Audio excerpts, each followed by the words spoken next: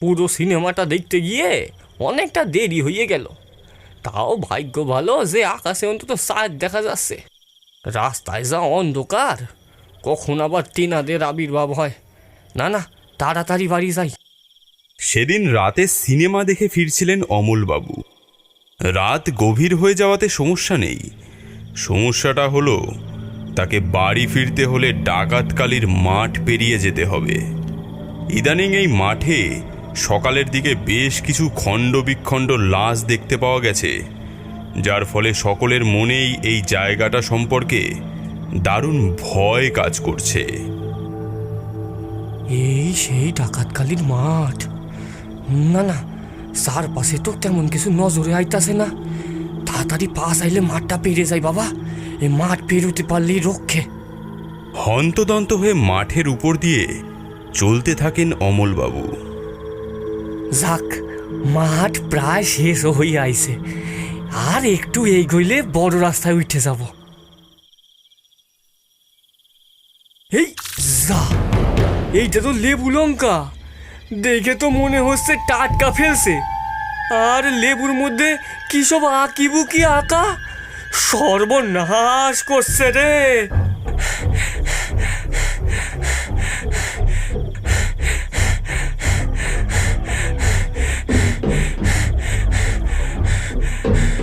দরজা খোলো, তাড়াতাড়ি দরজা খোলো।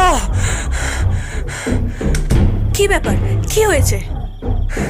এখন অত বলার সময় নেই, তাড়াতাড়ি দরজা বন্ধ করো আগে। ঠিক আছে, কিন্তু বলবে তো কি হয়েছে? বলুম, সব পরে বলুম। ওখান আমারে কিছু খাইতে দাও গো, খুব খিদা পাইছে।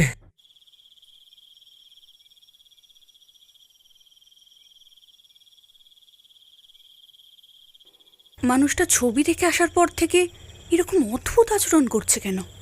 কে জানে। কাল সকালে ঠিক পেটের থেকে কথা বার করব।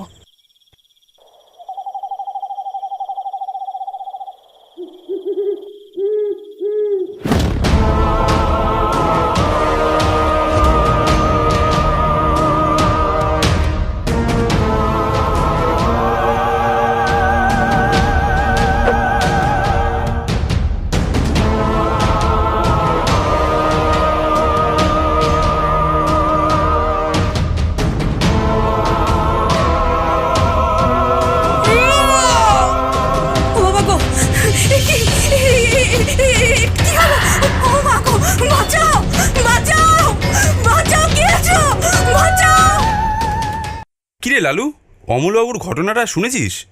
হ্যাঁ রে, বিষয়টা নিয়ে কিছু একটা হেস্তনেস্ত না করলে গ্রামের সব মানুষদের কপালে ফাঁড়া ঝুলছে।